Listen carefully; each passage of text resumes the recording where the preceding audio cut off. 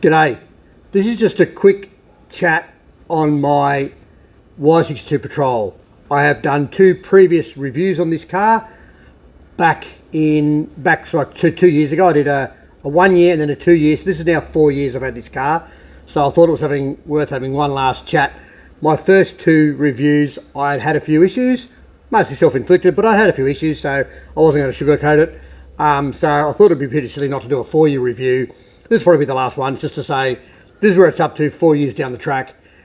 But mine's had 4 years of quite hard use. It is used only for off-road touring or towing one of my toys or towing the caravan, and a bit of off-road playing that I probably shouldn't do in it. But basically it is never used as a daily driver. It doesn't just do any M1 work up and down the highway. All my Ks are towing or off-road holidays. I'm not going to discuss fuel usage. I've already done different videos on fuel usage, so I'm not going to do that again. There's no point. There's lots of people out there with different opinions on fuel. It all depends on what you're using it for and your setup. You can't really compare them. So I'm not going to do that. Also, not going to talk about the wood grain dash because it just doesn't bother me at all. It's not a thing that bothers me. I will not really try to mention any of the stuff that I've talked about in the first two reviews because there's no point.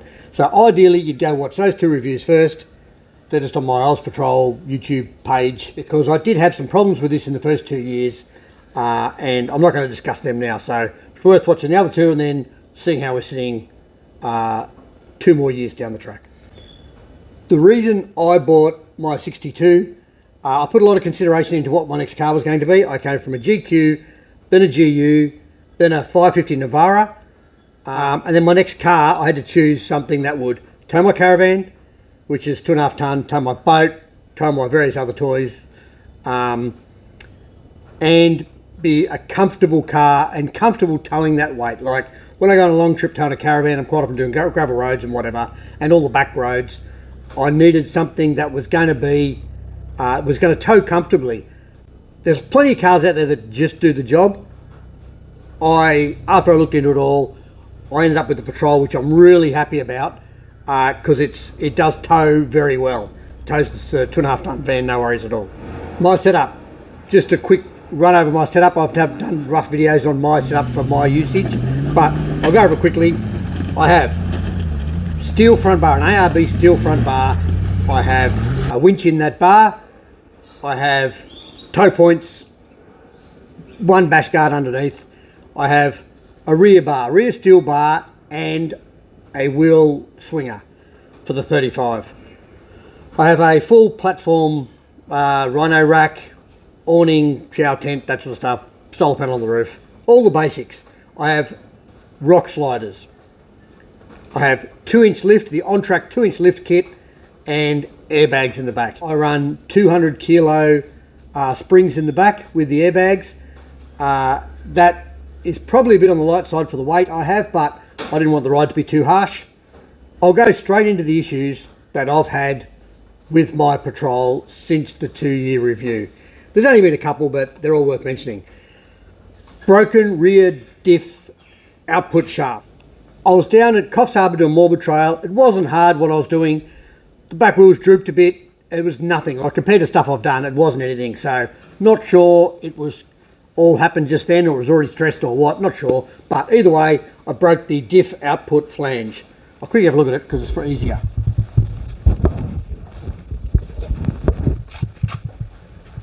This thing here, it's that flange with that shaft. Now, we don't know why it broke. As I said, not quite sure why it broke, it just broke. It wasn't drama, so I had to take it out. So to take it out, it's just a matter of dropping the half shaft down, dropping the other half shaft down, taking the other drive flange, diff output flange off, then using a punch just to punch the broken bit out of the diff, and then basically, I think I left all the half shafts out from memory and just drove home in front wheel drive. So it wasn't a big drama. It was $200 to replace, $200 for the part. Having said that, that was genuine Nissan brand new, $200, but they didn't have any in stock. which was a bit annoying. Anyway, I'm going to say something to do with all the stress on it from the drive angle of having a 2.5 inch lifted car. Mine sits at about 60 mil when there's no weight in the back. So just the extra drive angle in the back mucks up the geometry, puts the stress on a different part of everything. So I very much doubt whether anyone with a stock standard height car would break one. But the thing is, the people who are going to break them are the ones that do lift their cars and use them for off-road use. So no one's going to leave it at standard height and do some of the stuff we do. So you probably never know if they break at standard height or not. Second thing, I've bent another rear lower control arm. Now, I've bent these before. I bent one before the second review up the Cape. Now, I've bent another one since then. So, same thing. When you have your arms down at a level like that, here's what I prepared earlier. Righto. You can see there, it's kinked a bit, rightio. So the way this sits, when it's on that angle, you end up with a lot more of the weight of the spring because it's meant to sit like that, where it's nice and big and flat and the spring sits in the middle of it, you know, and the weight's spread all around the bottom of the spring. As soon as you put it on an angle, come which way it goes. I've had a brain fart. Anyway, when it goes to the angle, all of a sudden the weight is more. There's the spring sort of twists a bit, and all the pressure's on, a bit more pressure's on one side. You can see how it's all kinked up. This one bent quite badly. I could still drive the car. It was crabbing down the road. I could still drive the car, but it bent. So that's the second one I've bent. There's one, and there's the other one. Part of my welded up work of art that I keep in the shed of all broken bits. They're not all off the Y62 by the way. They're off all different cars, so they're not just off the 62. That would be sad. So my argument about being, once again, if it was standard height with the spring pressure even, I don't think it'd be a drama. Having said that, these things are a bit underbuilt. Now, I had a chat about these in another video anyway when I put the billet rear lower control arms in. I think it's because of the geometry and how it's sitting, where the pressure is. It's just all in one space. I think it's a lot to do with that. When you lift the car also, it's really hard to get your wheel alignments right because you're bringing the arm like this, so it's going in towards the middle of the car. So you end up having it on, to get the bottom of the wheel back out, it's sort of on max adjustment all the time. So you really, I went to the aftermarket arms. There's a whole video on why I went to them. Well worth it. This one's a doozy. I broke the K-frame in the back of the car. Now, I'll flick the other videos so you can have a look at it when I actually did it. But what happened was, these arms, once again, they sit like that normally. We sit them like that. So they're designed for load going. And all of a sudden we've got load going. And as it takes bumps, it's pushing back at a different angle. Not sure if that's the reason or whatever, but for whatever reason, I broke a K-frame in the back. Now, it just tore a weld. I'll show you a little video there, you'll see, I'll point to it in a sec. It tore a weld on the K-frame. I've had some big impacts. I had a big washout at speeds I just did not see. It ended up being a real square edge, and that is probably what ripped the weld. Now, when I actually had the final issue, and mate got on the radio behind me and said, your back wheel doesn't look good, Chriso. I got out and had a look, and sure enough, the wheel alignment was out, and got underneath and I thought, that's badly out. I got my spanners out, went to do a roadside wheel alignment, and it wasn't going to happen. It was a case of, I was on full adjustment, so I started looking for another problem. So I spanner check and get under my car quite often. Away on trips, I was up Cape Melville underneath doing a spanner check. That's just what I do because things come loose, and this car has a lot of arms underneath it, lots of adjustments, so I make sure everything's tight. Now, when I was doing this check, yeah, it's one thing I'll check for now is fatigued welds or whatever, but this weld was split, and you can see it tear that long. Part of it was fresh, part of it was rusty and been there for a long time. I got that fixed as it was a result of a impact. I claimed insurance on it and had it fixed under insurance. So I had a K-frame and one rear lower control arm replaced. Right, while we're on that, I do suffer from the rear wobble that Nissan's Y62 Patrols get. A lot of people talk about this wobble they get in the back and they can't get rid of it. I adjust things a bit to try and get rid of it while I notice it. I notice it and I go, right, let's just try a few things. For example, the other day, you'll pull out to overtake someone on a bumpish road maybe, and as you accelerate, the car just a bit, sinks in that side, and then it just gets this slight sway up in the back of the car where the back wheel's just, it's like the back end's just steering a bit. Everything flexes under brakes and acceleration, and with an independent car, as it moves on the bushes and all that, you get a bit of alignment and steering change. So the problem with this is, in this car, that, and once again, I'm pretty sure it wouldn't be a problem in a standard car. Your arms sit like that, whatever. We've got it lifted, the arms are like this, so you get you got more flex on everything, you got more leverage on everything. So I'm pretty sure it wouldn't happen in a standard car. I went for a reasonably light spring for all my off-road work and whatever. So I've only gone 200 kilo over standard. Now, I run probably there's more than 200 kilos in the back of my car. There's more than that all the time because of a fridge and a big tow bar and a rear bar, wheel hanger, all the rest of it. There's definitely more than 200 kilos extra, but I went lighter rather than heavier and having a harsh ride. I've got the airbags to pump out against the spring and help the spring rate. So the other day when I had the slight bit of wheel wobble, I went, right, I got out straight away and pumped the tyres up another 10 pounds, they're only on 35. So I took them up to 45, and I took the airbags up from 5 to 25. Straight away it improved, it really did improve. So because of that, I think most of that, it's got to be an alignment problem causing the back to wander. Might be how the guy aligns it. I've had wheel alignments and it was better better before I went in than when I came out. There you go. So I'm not quite sure if there should be a different wheel alignment figures to go to when the car is lifted a bit. If that is the case, then maybe I need to talk to the guy who does all the lift kits in these things to see if that is an issue. But either way, the guys at the shop always just align it to what Nissan says to align it to, and it should be right. But yes, mine suffers from the rear wobble. Got to remember with these things, Nissan spent a lot of time and money and engineering and development into these cars to make them a good thing. We then get the car and we straight away change all the geometries of it, lift everything up, move everything around. We go away from all their engineering. So it's not really a Nissan issue, it's our issue. If you've got a live rear axle car like a GU Patrol, you just lift it up, who cares, and it's not really an issue. The thing is, Nissan engineer it fine, we go muck with it, and you know, we want to lift them because we need more ground clearance.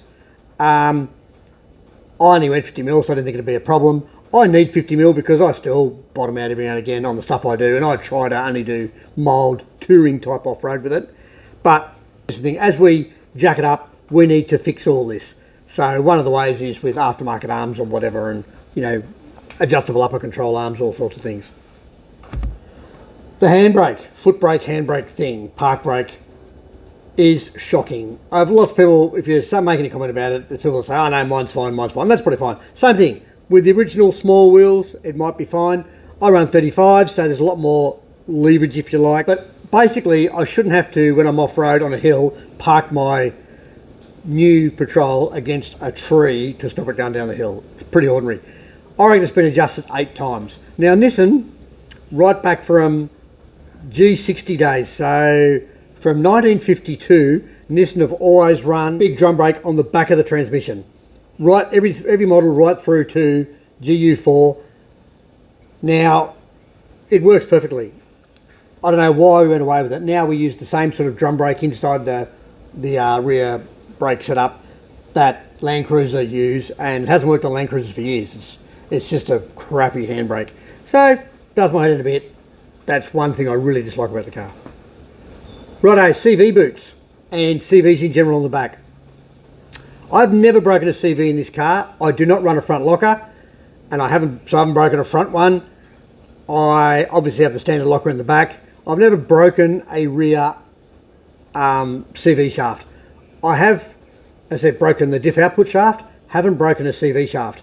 Mind you, they're pretty heavy duty. Look at that. They are a heavy duty shaft, right? Now, you've got to remember, when we brake these, number one, we're running good sticky 35-inch tyres, heaps of grip, we run low pressures. we run extra diff locks sometimes. So people do break them. I actually haven't, so that's pretty good. What I have done is I've had the boots come off. So now, because the boots are a bugger to put on when you're away, I had one recently come off and it was annoying. So I actually got a hose clamp as well now, so if you have to, you just put a hose clamp around to get you somewhere. I've got in my car the proper ties and the proper tie tool, but tell you what, there's a bit of an art to getting them right. You either break them or they're too loose. Now one of these, I had one come off, right? So when I say I haven't, I've had one stock Nissan one get a stick through it. That's just life. I've had one come off. Now I was down Victoria and one must have come off on the way down there. So I arrived there and the next morning after I arrived there, I was sitting at Geelong and I developed a click and I went, what the hell is that? And we go underneath and here's the boot off. Now this is annoying. This wasn't one of the Nissan original boots. I had them replaced on advice with aftermarket boots because apparently the standard ones, when you put the lift in, they get more of an angle. Oh, here we go again. It's getting heavy. They get more of an angle, they drive like that more, and all these bits up here, the concertinas, rub together and apparently go bung and wear through or whatever and split. Now, I've had, say, a stick go through one, this other one just came off. Now it was really annoying because it was an aftermarket one, and this aftermarket one that I asked and paid to have put on there by the mob who didn't buy a suspension lift, it just came off. I went, well, and now the CV joints all clicky because it's probably off for at least 1,000 k's because I was driving from the Gold Coast down to Geelong. So that was really annoying. I repacked it all with grease and tried it and put the thing back on, did it all up with a proper little clippy tool, and it still had the click. So I thought, bugger this. Now when they're in that angle, they do develop a click. Like your balls are always in that tighter part of the joint and they get forced a bit, I think they get forced into the bit they don't like to go into, and they do develop clicks. So I'm about to get around that by putting a diff drop kit in. So it goes like at the moment to diff. When I drop the diff 2 inches, this angle comes down, of course. So when that angle comes down, it's driving somewhere it's happy. So the two that I've got that are clicky, I'll probably grease them all up and put them back in at that height and see how they go. I reckon they'll be right. That's my guess, is they'll be right. So I've never broken a CV. I do carry a spare CV boot and those hose clamps just in case, because it's quite easy to change them. Even our boots, it's not really hard to change them. But what you do in emergency is you just wrap them with Glad Wrap, I do, and wrap and race tape. Glad Wrap and race tape just keeps all the crap in there and out of there and whatever, and it should save you rather than having to do it in the middle of nowhere. Righto, we're getting on to the dumb things now. The flat batteries in the key fob, they seem to last about 18 months for whatever reason. And because I change them both at the same time, they both go flat at the same time. So you go to get the other one and it's flat as well. When I go away, I religiously take both sets of keys. One for me, one for the missus. If you're remote, you don't want to be losing keys or whatever, or having one not start. I've never had one not start the car. It'll give you enough warning that the battery's flat. So you go to start the car and it says, nah, no key. You just hit lock, unlock, and it then seems, oh, you have got a key, and it unlocks. But, you know, so I just keep 2025 batteries, coin batteries in the glove box, right beside the brake pedal switch. Spare. Wheel alignment. Everyone who has one of these things, we talk about the wobble in the back, but everyone talks about wheel alignment. When you go off road, you knock the wheel alignment out. Like I do them up that tight, and I've had everyone, you know, big bit of pipe off the spanners doing up there, big 20mm bolt, so you're not going to wreck it. So you can really swing off them and do these adjustments up tight. Still, you've got 3.5 ton, maybe sliding sideways into a bit of into the side of a washout or a, you know, whatever. And bang, and it will just move the wheel on it. Quite often you come off from off-road trip and your steering wheel's out and you go, oh, here we go again. So usually you can just park it with the steering wheel straight. You can at least see which wheel's moved. You'll see one just sitting out slightly. You can run a string line if you want, but I just actually look at them and go, yeah. And usually you can, it's always on the inner. Yeah, so it's always this one here, and you just move the arm back in or back out. You just like, you can wind around and go, and just pulls the wheel straight again. It's nearly always that one. That'll kept all that rubbish. Now, once again, we muck with the geometry. When they're standard, I really don't think there's any dramas. We muck with the geometry, we load them up too much, we put too much weight in the back of them, and we put too much weight in the tail. We do a lot of things.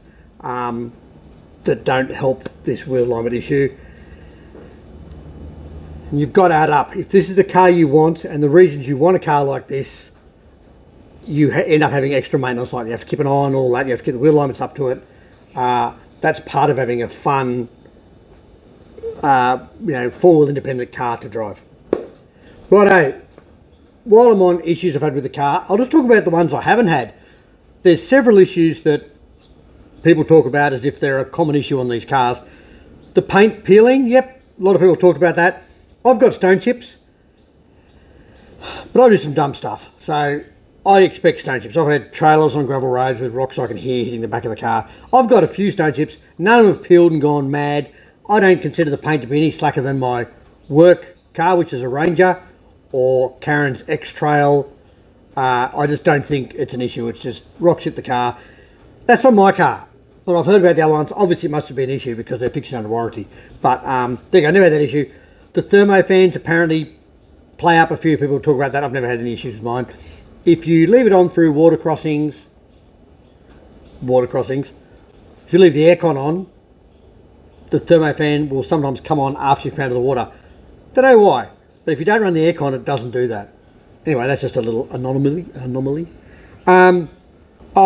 There's always the fuel tank not filling properly, which is one that a lot of people talk about.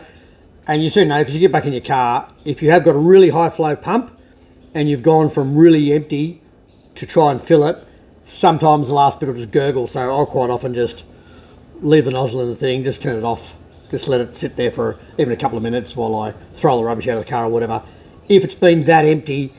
But it's not usually a drama. Mine usually fills up, no dramas at all. The pump near my house is so slow, it's ridiculous. So that's probably why I don't have that problem. There's one dislike of the car, which is more not really an issue, it's a dislike of the car, is the tech. The tech level's a bit ordinary. I've had GQs and whatever. I don't really care about tech that much. But it would be nice, instead of my phone on the dash, it would be nice if it just hooked up to the screen in the car and became the phone. Like, how hard can it be? All the information's there. Also, like you jump in a Jeep, or new Jeep Cherokee or whatever they are, the tech on them is so good, and yet we've got a car out of Yokohama, Japan, and the tech's crap. Bit slack, Nissan. Let's just look at all the issues I've had. Most of them either self-inflicted, hitting things, pushing the car to beyond its limits, i.e. bigger wheels that it came out with, higher suspension lift, all this sort of stuff, causing all those geometry issues. So most of the issues I've had in the last 2 years aren't that bad. Quick look over the issues I had in the first 2 years.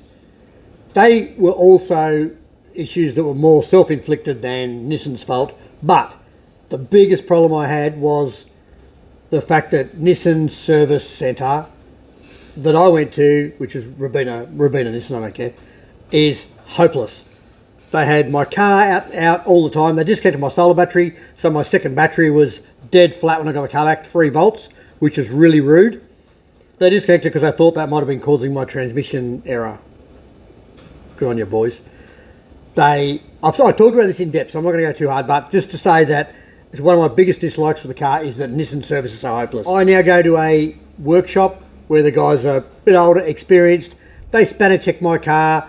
Some of the stuff they find on my car I don't find, which I think is pretty cool, even though I'm not a mechanic. It's pretty cool they find things that I didn't even notice yet. So they are very good. I avoid Nissan having my car for 10 weeks because they forgot to put dowel pins back in a transfer case. Did my head in. That was the end of it for me with Nissan. So we'll still buy the cars, just won't be going to them to get them serviced. Right, I'll quickly talk about the things I've added and why I've added them since last review as well. All the other stuff was already covered, but I've added an S-Drive. I drive S-Drive, you can call them whatever you want. I think they come in a lot of different packages. I just got the super cheap auto one, and it's the same packaging and everything as all the rest, so I'm guessing they're made in the same place. I got that because the throttle response was annoying off-road in low range over rocky, creaky, jolty sort of terrain. So I got it to dumb the throttle down. So I'll put it down in economy mode to dumb the throttle down a bit, and it's really good. And now when I'm towing the caravan, I'll actually put it up into, I think it's 0.3 or something like that, and it's a performance, one of the performance levels, just because if you're using cruise control, the cruise control seems to work better. The tail of the big caravan, the throttle response is just a bit better with the big caravan on, and the fact that I run 35s. Now, all these issues are because I run 35s. The 35 is like another final drive ratio, if you like, which the car doesn't know you've got 35s on. So no shift points in the auto change or anything. It'd be nice if you could make them change differently. Jeeps do. On a Jeep, you get on the screen and you can actually change the tyre size in your screen, I think, and it adjusts the auto trans shift points to suit. Now, once again, this is me. I put 35s on the tyre. When the car was standard, it was fine. It's me with the 35s on there. But yep, S-Drive did help. I put it on, was a bit skeptical. I do like it, and what's really funny is my wife drives really slow, so I don't tell her. I just pump it up to performance, and it's just funny watching her drive the car when you increase the throttle response. And when my kids driving it, I put it in economy mode, so they think it's gutless. It only works for a short time with them though. Anyway, I have gone to billet rear lower control arms. Now, I've done a whole video on this. The reason, I've already spoke about it, the reason, I think they're too weak for the loads I carry and the geometry I run. They bucket the spring better. They are slightly longer to give you get your wheel line back in a normal range. And of course, with them, they let me do a GVM upgrade. Queensland, I can only do a GVM upgrade easily to 3.8 or 3880, whatever it is. In other states you can go higher. Queensland just don't recognise it. But anyway, it was enough for me. They're stronger. They bucket they spread the load of the spring better. So I just think they're a must on this car. They're a bit expensive, but it's like every Nissan I've had breaks arms. There's probably some lying around the floor. I've got I think we've broken every arm in a GQ Patrol. We've broken front radius rods, or trailing arms, whatever you want to call it. Rear trailing arms, definitely. You don't take a Nissan off-road without replacing them. Upper control arms on the rear were broken or torn out of the chassis. And remembering this is all same thing. In the stock standard form, they're perfect. I've replaced so many arms under Patrols, so we can't say the 62 is weakest best, because it's not. It's built, it's well built for what it's designed for. We push the boundaries, and that's what happens. Same as if you do it in GQ. I have installed a Diff lock override, one of Kerry's KO gear.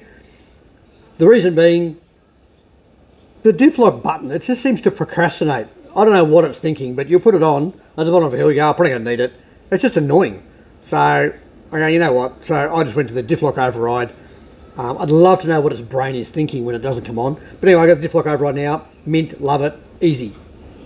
Briefly touched on the GVM upgrade. So I've done the GVM upgrade for mine. Say they're a bit light on, but I think they're 3.5, are they? So mine comes in at 3.6 tonne. That is all the normal gear I run. So all the bar work, everything else. The roof rack, I might have an extra spare on the roof rack for that. I had 2 of us in the car. I had 2 swags, enough beer to feed an army, a water bladder that I carry, all our gear anyway for 2 blokes to go away, full tank of fuel. Make sure I had a full tank of fuel when I put on, and it came in at 3.6. So I'm GVM at 3.8, so that's okay. Next thing you're going to say, of course, is what happens when you hook the caravan up. Well, when you hook the caravan up, yes, you're adding 250 kilos wherever to the ball, but you are not, you're not carrying all that gear. I'm not carrying swags, I'm not carrying the water, I'm not carrying all the food, all the beer. A lot of that stuff is just not there, so that's not an issue. Haven't actually checked it, but I've checked what the car weighs without all the stuff in it, and it's, it's well and truly 250 kilos under that. So that's all good. If I have to go over 3.8 tonne, I'll probably have a good look in the mirror and see what I can take off the car, because I don't think I should be over 3.8 tonne. For all the travelling I do on the rough roads and the corners and whatever else, I don't want to be over 3 tonne. I don't want to be over 3.5 tonne. It just stresses everything. So I try and keep it a bit lighter, or as light as I can get away with, but it seems to be that with my bar work that I want and the setup that I want, 3.6 seems to be the figure with 2 blokes and all your gear. I've added a rear wheel swinger. I did a video on pros and cons of 35s, including whether you can fit a 35 underneath. Yeah, you can, but not very well, and it hangs below the diff. So I prefer to get it on the back. And when I go away, I actually still leave a 33 or whatever they are under there as a real backup second spare. Not that you want to be running different size wheels in this car, but as a real emergency backup spare, because back a few years ago, 90 people were running, 18s and this size tyres, so they're a bit hard to get hold of when you're out bush. So I run it on a wheel hanger on the back. It's just up there out of the way. You can leave it inflated. It's not dragging 2 inches under the diff, which my Nitto 35s would be. That's just my choice. I do take it off when I run the 30. When I'm running around on the 34s, my all trains, which isn't very often anymore, I do take it off. Right, mods to come. Next mods for me will be, I bought a diff drop kit. Same thing, I've talked about the angle of everything.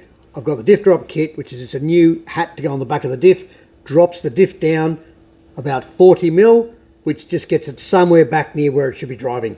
Yes, you lose diff clearance, but CV's over diff clearance, I'll be right. That's all good. Other thing I'll be doing, I'll be swapping the roof rack. I've got the platform rack on. It's just noisy. It's just a noisy roof rack. I've tried the air scoops, everything else. It's just a noisy roof rack. I've got 3 aerofoils to go on instead.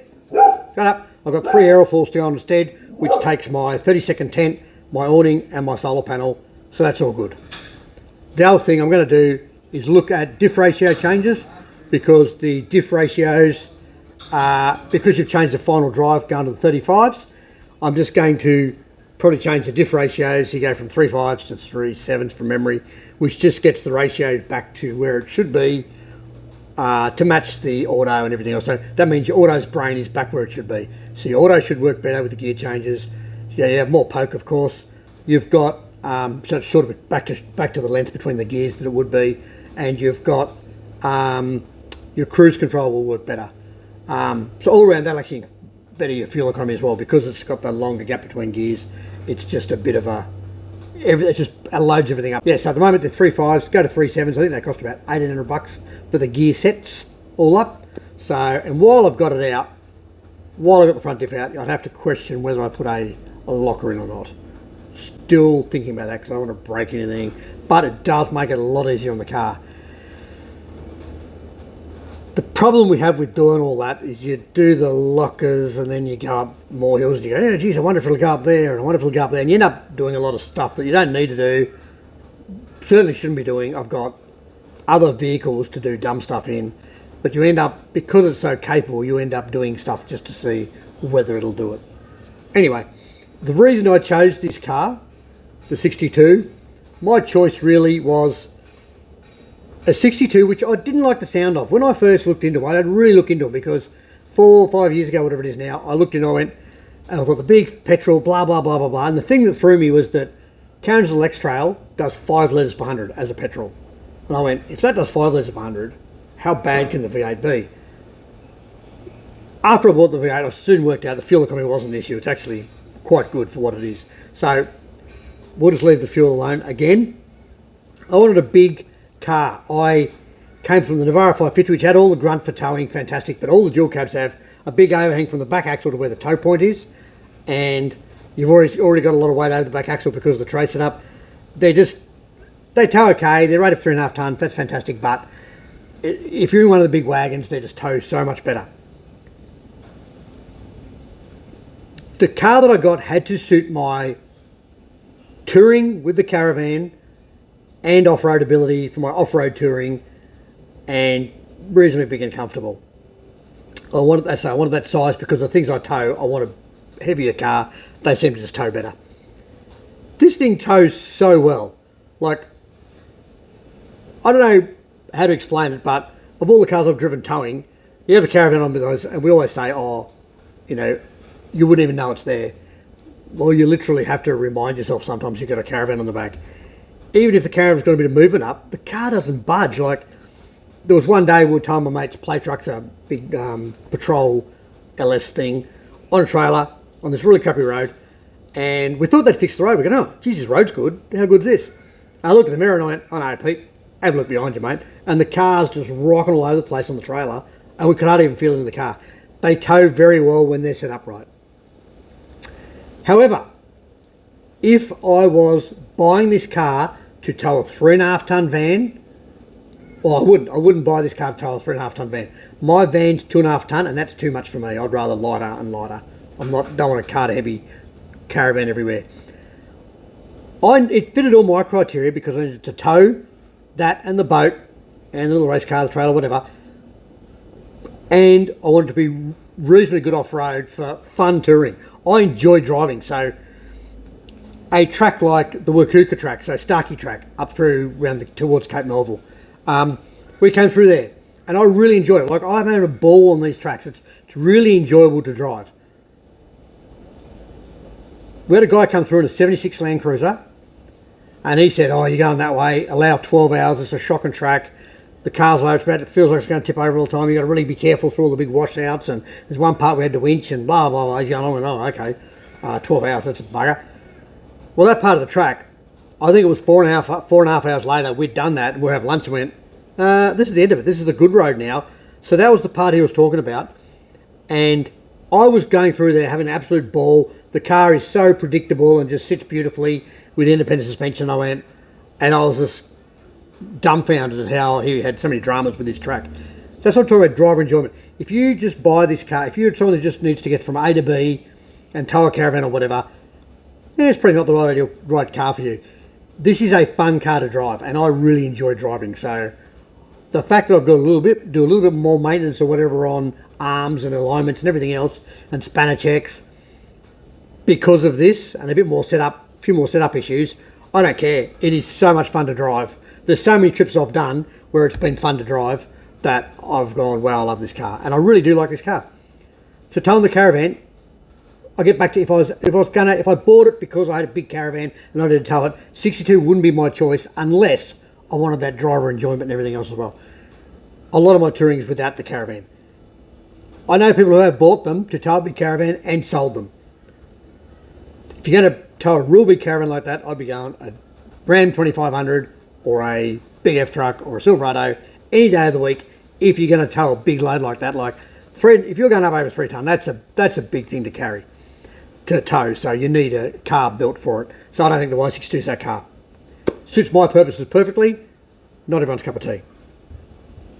So my choice was it was this or a Land Cruiser, basically. Now, I had heaps of mates with 200 series Land Cruisers.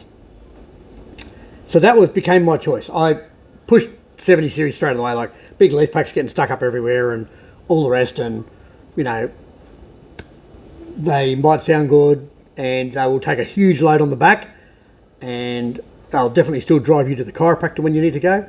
But they're just not for me. They're just not the right car for me. I think for what I do, they're not the car.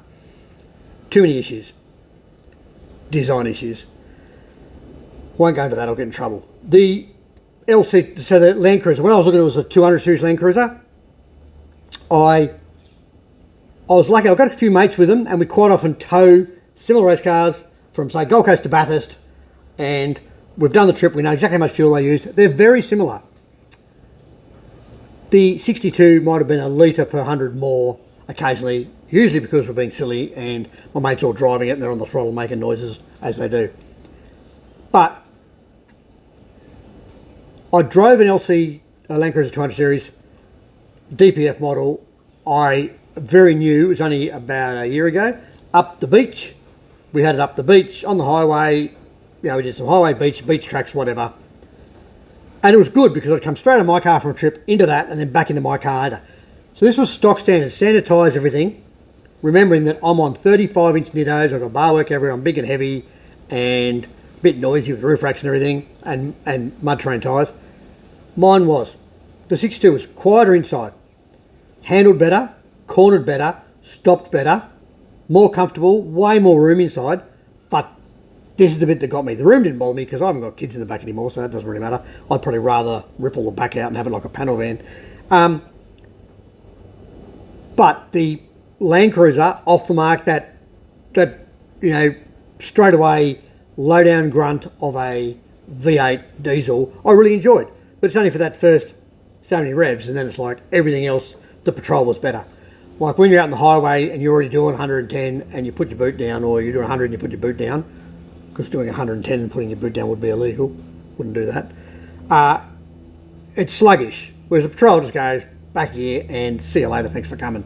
So it was definitely an eye-opener. I would imagine, I didn't tow anything with the Cruiser, I would imagine it would tow easily and without any geometry issues in the back, because it's a live axle in the back, so I think that'd be good, but I didn't get tow anything with it. I've seen people do tow tests, whatever. But anyway, because I had the choice of the two, and I went, you know what, the money, everything else, I don't like modern diesels. I've gone off diesels a bit. I've always had diesels right up until now. In fact, I've still got my TD from 1994 or whatever it is. So I'm petrol now all the way. Love the petrol. And I think this is going to be a good, long-term, reliable car. I know the little quirks it's got. We think about all the high-tech, and says, all that wiring, you wouldn't take it off-road. Look, you know what? The toolkit, I joke about the toolkits for them, but basically the toolkit for this thing is a mobile phone. You know, if you can't fix it with your scan tool, it's a mobile phone. But all these high-tech wiring issues, I've got a 1989 four-wheel drive, four-wheel steer, twin turbo bloody thing in the garage with all that high-tech wiring of the day. None of the wiring ever goes bung. The wiring's fine. The wiring under the 62 seems to be pretty well protected. I'm always looking at it to make sure it's okay. I don't think that's an issue.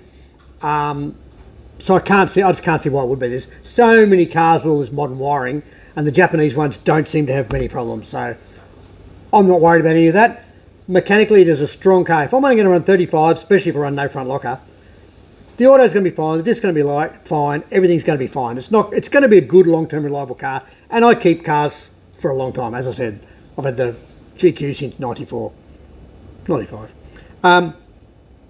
So I think it's going to last a long time, and I'm going to enjoy driving this car. I'm not going to supercharge it. It's got heaps of grunt for what I want, and then I don't break more stuff. As it is with 35s and, you know, and only 2-inch lift, it is quite a maintainable package. The other part of that package is the rear diff. For the amount of, all over the years we've been tossing up between, and I've been changing between a limited slip diff in the back of a GQ and a locker. Problem with the locker and a GQ is when it's turned off, it's open diff. If you're driving on gravel roads, and generally just driving, the limo is so good to drive on. The one in the Y62 is a lockable limo, so instead of having one or the other with the GQ, I've got both. I've got a very good style of limited slip diff, which has a button I can lock it up. So very impressed with that part of the 62. Makes it a very fun car to drive. That all adds to the driver enjoyment. Another thing that adds to that driver enjoyment is the exhaust note. I actually, and I was in my first review, but I actually knocked one muffler out. I didn't do any big flash system. I actually knocked one muffler out because I couldn't hear the engine. It was that quiet inside that on gravel roads, I found it, I wouldn't say it was a safety issue, but I'd come to a corner over a crest or whatever, back off, you'd back off the throttle, and the engine would feel the less load and go up a gear, and with that torque it would just then accelerate slightly. So I'm backing off for a corner, it would just go up a gear and launch a bit. So I went, ooh, that's no good. So because you can't hear the engine, wasn't looking down the tacho, I was driving reasonably quickly. So you whack it over in manual mode, and I didn't realise till I knocked the exhaust out that it has the throttle blip, so it matches the revs as you're dropping down gears. So you'd come up to a corner, you just go cross down a gear, and it would just settle the car and put the car into a perfect, turn in, if you like, on these gravel roads. And I reckon it's a must for everyone. You've got to make the exhaust loud enough so you can just hear it, so you know what the engine's doing. I called it a safety issue, so it got past the Minister for Financial Affairs. But mate, it was $300 or $200, not even that, $150 to knock the centre muffler out and put a bit of straight pipe in. And I think that's all I've done to the exhaust, and it sounds fine. Bugger all drone. If I'm towing the caravan up a hill, you get some drone, but I can put up with that. Of course, the other option I had was to, rather than buying a 62, was to get a Series Ford GU in a TB48. But as my wife pointed out, I'd never had a new car ever. And at least when I bought mine, it was $68,000. So, I probably wouldn't pay what they are now, wouldn't be able to. But at $68,000, By the time I bought a real nice Series 4 and still fitted out with all the gunk and all the bits, and I thought, you know what, I'm still going to be up for a few bucks, and it's still a GU. So I thought I'd just take the plunge with one of these. Love the idea of the independent. If you wanted to do mad off-roading that that the 62 is just not up for, the GU is a far better car off-road once you get past that touring stage and into that next level of off-roading, and that could be a good all-rounder. So the 48 is definitely, the 48 GU would be my choice if that was my thing. I've got the other car, I've got the GQ still as a dump truck, so I don't need both. And I probably, if I was away on holidays where I was away from my GQ, I wouldn't do the real dump stuff because you've still got to get home from where you are, so I'm not, so the GU didn't suit me, but that would be my other choice. The other choice that comes in with the GU for off-road ability and all the rest, remembering that you've got to keep, we're talking about road legal cars here. 2-inch lift, 34.6 on a 62 is road legal. To keep a GQ, GU road legal without having to get engineering, which you can do on any car obviously for different things, you are limited to 33-inch tyres, I think, on the GU. Very capable car still, but you're limited to 33s. You just got to remember that 2-inch lift and 33 is still very capable, but we're talking about doing the real dumb stuff, then you really want to be chucking the 35s at least on. Now, on that, the other car available these days is the Jeep Rubicon. Pretty good package. 35, so I think you can actually go to 37s legally. They're a really good car off-road. Like, there's a bloke we go wheeling with who puts this Jeep in a lot of places. Very good car. But I think they're limited with towing capacity. So with my towing, I think you're back in that realm of not really being a good tow vehicle. So once again, for me, the all-round perfect car for my circumstances is the 62. Happy as a pig in shit. We'll have it for a long time. Don't know if I'll have it for as long as I've had the GQ, but I'll have it for a long time.